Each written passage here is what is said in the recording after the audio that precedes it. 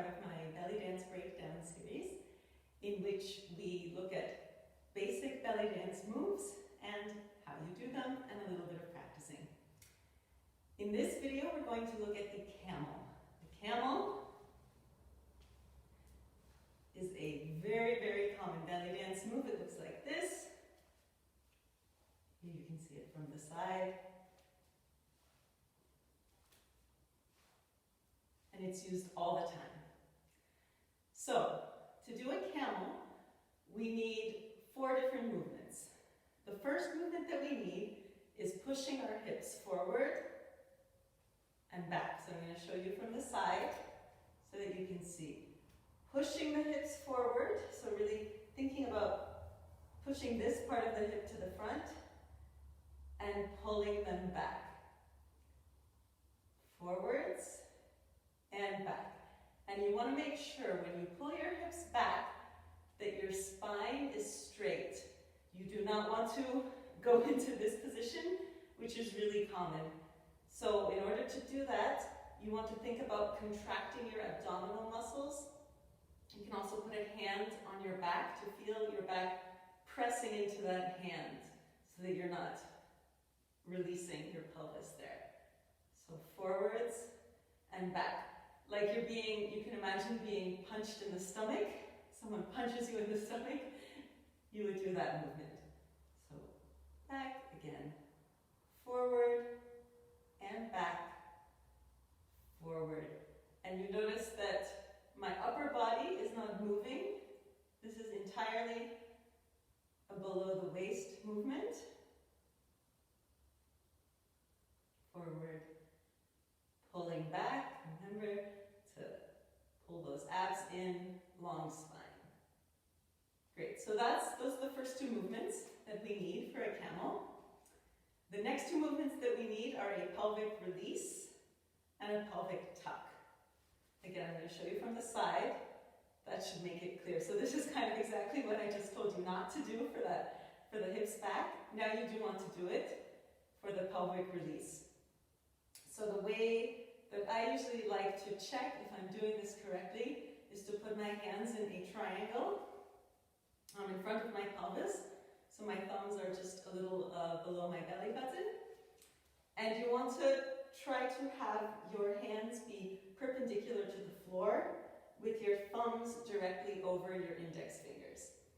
And then when you release the pelvis, what should happen is that your thumbs are going to come in front of your index fingers. And when you bring your pelvis back to neutral, they'll be in line, and as you tuck, your index fingers are going to come in front of your thumb. So that's a good way to check that you're getting that full range of motion through your pelvis. This is also a great way to check that you have a neutral pelvis, which you usually want for most movements and just in everyday life. But in the camel, we want to have that full range of motion of our pelvis. So tucking, releasing, tucking, and releasing. So using those 4 basic movements, hips forward and back, and pelvis tucking and releasing, we're going to make the camel. So what we're going to do, and again, I'm just going to show you from the side because I think you can see better that way. I'm going to release my pelvis, and with my pelvis release, I'm going to push my hips forward. So it's almost like a wave movement, releasing and coming forward. Now I'm forward, I'm going to tuck my pelvis in and pull it back. So this is the hard part of the movement. And now once I'm back, I'm going to again release that pelvis, push my hips forward, tuck the pelvis, and pull my hips back.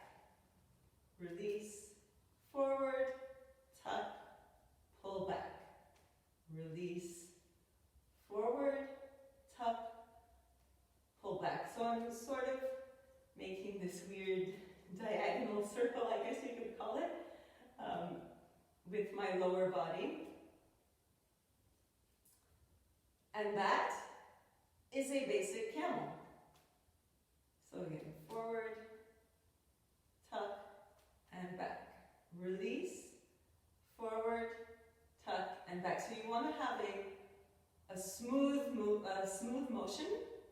So just keep practicing those 4 movements until you can get a smooth movement, which I guess is supposed to be like how a camel moves, although I don't know if you've ever ridden a camel, it's kind of bumpy.